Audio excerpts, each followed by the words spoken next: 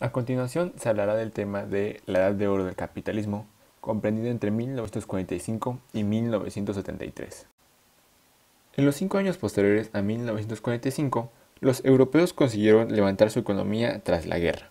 Luego, en el periodo comprendido entre los años 50 y 1973, se caracterizó por una prosperidad general jamás vista antes. El crecimiento económico fue sostenido y se extendió por la práctica totalidad del mundo, especialmente en Europa. El PIB mundial creció a una elevada tasa, cercana al 5% anual. El crecimiento por regiones se situó en valores muy cercanos a la media. Por lo tanto, siguió existiendo una gran diferencia de PIB entre países desarrollados y países del tercer mundo. El contexto demográfico fue diferente entre países de primer mundo en contraste con los del tercer mundo, y en ese sentido fue bastante opuesto al crecimiento del PIB. En países de América Latina, África y Asia, la población aumentó a un ritmo demasiado rápido en comparación al aumento de su PIB.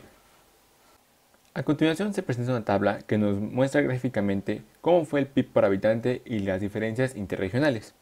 Cabe mencionar que en el apartado donde dice países de inmigración europea, hace referencia a Estados Unidos, Canadá, Australia y Nueva Zelanda. En consecuencia de lo mencionado, el crecimiento en términos de PIB per cápita, o sea, PIB por cabeza, presentó una distribución todavía más favorable a los países de por sí ya avanzados. Los continentes atrasados crecieron a una tasa inferior al 3% aproximadamente. Europa Occidental, por su lado, creció a una tasa del 4.08%. El crecimiento económico fue estable y sostenido. La ausencia de crisis que trajo el fin de la guerra creó un ambiente de optimismo y esperanza sobre un desarrollo continuo.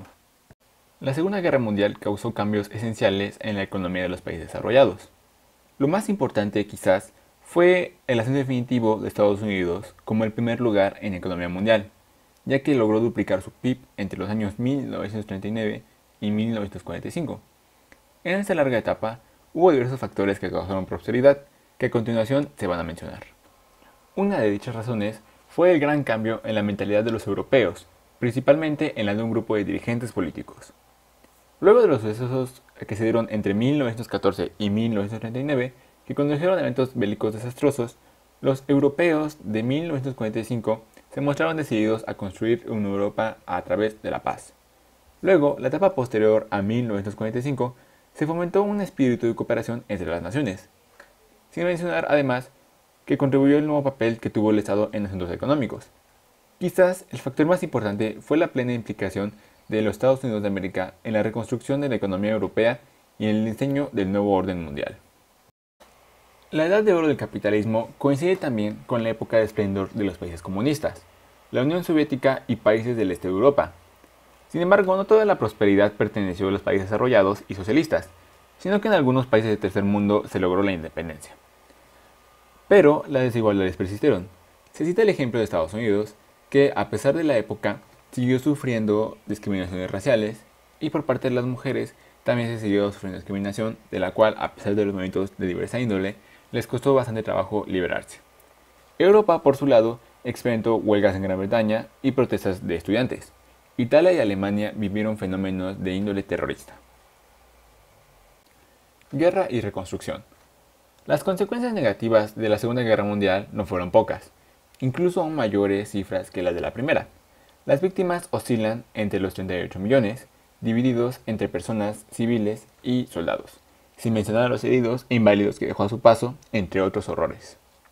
Desde un punto de vista meramente económico, la Segunda Guerra Mundial significó un gran esfuerzo de presupuesto. Reconstrucción y concordia. A pesar de todo, la recuperación fue rápida. Entre tantos eventos de desgracias, la recuperación económica no se dio sino hasta 1950 aproximadamente. La clave para la recuperación económica fue la voluntad de cooperación entre países y ausencia de medidas revanchistas. El nuevo orden económico internacional de Bretton Woods. Se trata de otro elemento crucial de la recuperación europea, la plena implicación norteamericana en el proceso. Estados Unidos, en 1945, intervino en la reconstrucción y creación de un nuevo orden mundial. Dicha orden se fue modelando durante los años de la guerra. Alrededor de 1941, el Congreso norteamericano aprobaba la Ley de Préstamo y Arriendo, la cual daba un apoyo militar para países cuya defensa le interesaba a Estados Unidos. En la conferencia de Bretton Woods en 1944, los ingleses y norteamericanos diseñaron el futuro que marcó las relaciones económicas internacionales y se crearon tres organismos diferentes. El Banco Mundial, BM, apoyó la reconstrucción y el crecimiento económico. El Fondo Monetario Internacional, el FMI, que, entre otras cosas, ayudó al funcionamiento del sistema monetario entre países. Y el GAAT, que por sus siglas en inglés es el Acuerdo General sobre Aranceles y Comercio, que permitió el crecimiento del comercio multilateral gracias a la reducción del proteccionismo comercial. El nuevo papel del Estado y las políticas keynesianas. La recuperación económica fue gracias a la revolución keynesiana. Estas teorías reclaman un papel activo del Estado en el sostenimiento de la demanda efectiva y en la lucha contra el desempleo. Los ministros de Hacienda ya no tenían temor al déficit presupuestario, pues era una herramienta fundamental para evitar la crisis y favorecer el crecimiento económico. Tras la Segunda Guerra Mundial, el Estado empezó a intervenir directamente en la producción a través de empresas públicas y en algunos países se nacionalizó el sector bancario y de seguros. Un crecimiento económico sin precedentes. Durante la llamada Edad de Oro del capitalismo, hubo una serie de fenómenos y además de gran intensidad que se ignoraban hasta entonces, que fue la convergencia real entre las economías, pleno empleo del trabajo, cambios en la estructura de la producción, estabilidad monetaria y de cambio, y finalmente, mejoras en los niveles de bienestar. Un periodo de convergencia. El siguiente cuadro que se muestra recoge las tasas de crecimiento del PIB per cápita de las principales naciones desarrolladas del mundo. Aunque el crecimiento fue general en los países, se nota más intenso en Europa. El pleno empleo.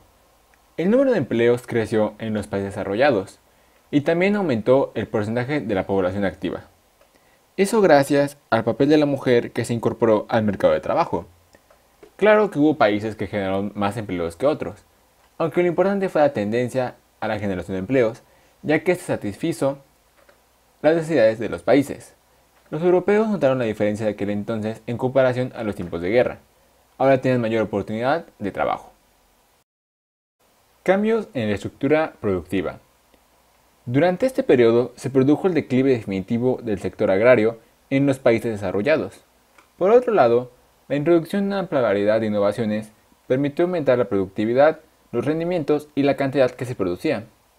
La productividad de la agricultura aumentó de los 50 a 1973, a una tasa mayor que de la industria en algunos países. Además, los países desarrollados implantaron políticas agrarias proteccionistas. Ello condujo a una situación de autoabastecimiento alimentaria en el mundo desarrollado. A la par, se aumentó la minería, la industria y la construcción. Sin embargo, el sector textil tuvo su declive en la época, mientras que la química tuvo su crecimiento y mayor importancia. La estabilidad monetaria y cambiaria. Hasta entonces, parece haber quedado enterrado en el pasado cosas como la inflación o la desestabilidad que caracterizó a Europa de entreguerras.